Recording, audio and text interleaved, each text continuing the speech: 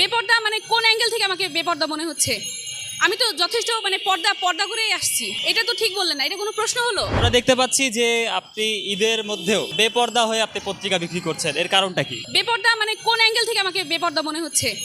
আমি তো যথেষ্ট মানে পর্দা করেই আসছি। এটা তো ঠিক বললেন না, এটা কোনো প্রশ্ন হলো? আমি আপনাকে যদি কোরআন থেকে রেফারেন্স দিই, তাহলে 24 নম্বর সূরা নূরের 31 নম্বর আয়াতের ভিত্তিতে যে মাথার কাপড় দ্বারা বুক আবৃত করতে বলা হয়েছে, আমি তো সেম সেই পর্দাটাই করছি। আর যদি আপনি নবী রাসূলের স্ত্রীদের পর্দার কথা বলেন, তাহলে আহজাবের 59 নম্বর সূরা 32-33-এও যান, এগুলোতে এই 3টা আয়াতের মধ্যে আপনি পেয়ে যাবেন। সুন্দরভাবে বলা আছে যে তোমাদের চাদরের ক্রিয়াদংশ তোমাদের নিজেদের উপর টানিয়ে দাও, যাতে তোমাদের চেনা সহজতর হয়। এখন যদি চিনতেই না পারে মানুষ, তাহলে কি করে সেটা পর্দা হলো? চেনা সহজতর হয় এমনটা বলছে। তাহলে আপনি কিভাবে বলেন যে আমি বেপর্দায় আছি? পেপার বিক্রি করে মূলত আমরা তেমন কিছু আয় করি না, তবে আমরা প্রিন্টের টাকাটাই খালি নিই। এটা আমাদের নিজেদেরই পেপার। আমরা মূলত আমি অন্য পেশায় আছি, কিন্তু এটা আমার পেশা না। এটা বেচে আমরা খাই না মূলত। এটা আমাদের আদর্শ, আমরা ছড়াই দিতে চাই পুরো বিশ্বের কাছে আমাদের আদর্শ। বাসায় তো শুনলে খুব বকাবকি করে, একটু নারাজ হয়। তবে যেহেতু আমি ওনাদেরকে বুঝিয়ে বলতে পারছি যে আম্মা, পুরো ইতিহাস লুকিয়ে ফেলা হয়েছে, অনেক হাদিস লুকিয়ে ফেলা হয়েছে, উম্মে আম্মারার হাদিস লুকিয়ে ফেলা হয়েছে। উনি যুদ্ধের ময়দানে ঢুকে তরবারি নিয়ে যুদ্ধ করছে এবং উহুদের যুদ্ধ থেকে বিজয় ছিনিয়ে নিয়ে আসছে। নবীজিকে আহত করা হয়েছে, সেখান থেকে মানে বিজয় ছিনিয়ে আনছে। তো এগুলো বলি যখন, এখন আমার আম্মারাও অনুপ্রাণিত হয়, আমাকে আর তেমন কিছু বলে না।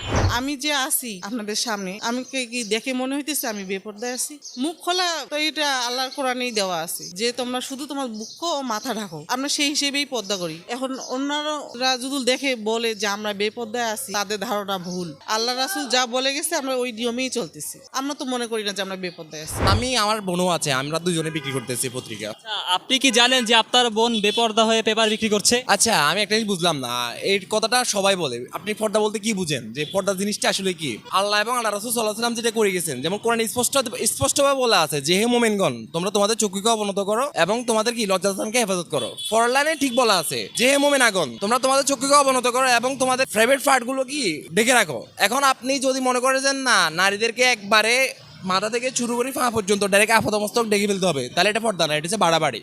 এখন পর্দার নামে সারা পৃথিবীতে চলতেছে বাড়াবাড়ি, বুঝছেন?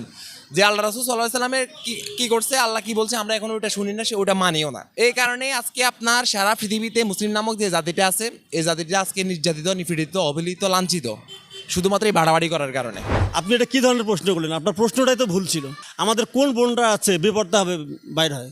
বেপর্দা বলতে আপনারা কি বোঝেন? একটা নারীর যদি মুখ যদি খোলা না থাকে, তাহলে আপনি চিনবেন কিভাবে সেটা আমার মা না বোন না ভাই, কে সে কে?